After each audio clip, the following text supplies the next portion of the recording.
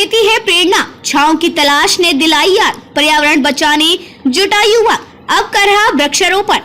भारत में सनातन परंपरा अनुसार ऐसा माना जाता है कि इस पवित्र भूमि के कण कण में देवी देवताओं का वास होता है, इसलिए यहाँ पत्थर भी पूजे जाते हैं और पेड़ पौधों की भी पूजा होती है, जिसका धार्मिक मान्यता के अलावा वैज्ञानिक आधार भी है कि ये पेड़ पौधे हमारे लिए कितने जरूरी हैं।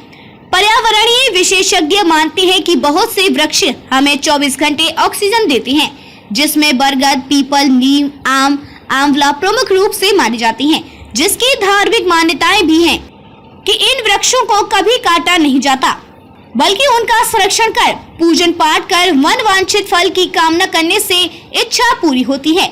ये परंपरा आज भी कायम है। खासकर गाँव में इन वृक्षों की पूजा बड़े ही श्रद्धा भाव से होती है।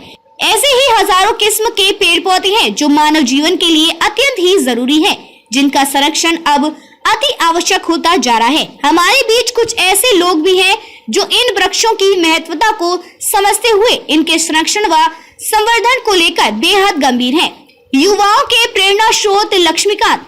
मल्हार के युवा लक्ष्मीकांत गंधर्व ने कुछ ऐसा ही कर दिखाया है कि आने वाली पीढ़ी वर्षों तक पर्यावरण को लेकर उनकी गंभीरता को भुला नहीं पाएगी। लक्ष्मीकांत ने भले ही अब तक 15 पेड़ लगाए हों, पर सभी पेड़ बड़े होकर लोगों को छांव व पर्यावरण की शुद्ध हवा दे रहे हैं। उन्होंने यहाँ की मुक्ति धाम के आसपास 6 से ज्यादा व कई तालाबों के किनारे बरगद, पीपल व नीम के पेड़ लगाए। उनका मानना है कि भले ही कम पौधे लगाइए, पर उनको बड़े होने तक सेवा अवश्य करनी चाहिए, क्योंकि बिना देखरेख के ये पौधे बड़े नहीं हो पाएंगे। इसलिए सबसे जरूरी है कि पौधे लगाने के बाद ये ही नियमित पानी डालने और मवेशियों से बचाने सुरक्षा जरूरी है। लक्ष्मीकांत बताते हैं कि इन वृक्षों को वे परिवार मानते हैं, इसलिए उन्होंने आज तक शादी भी नहीं की है।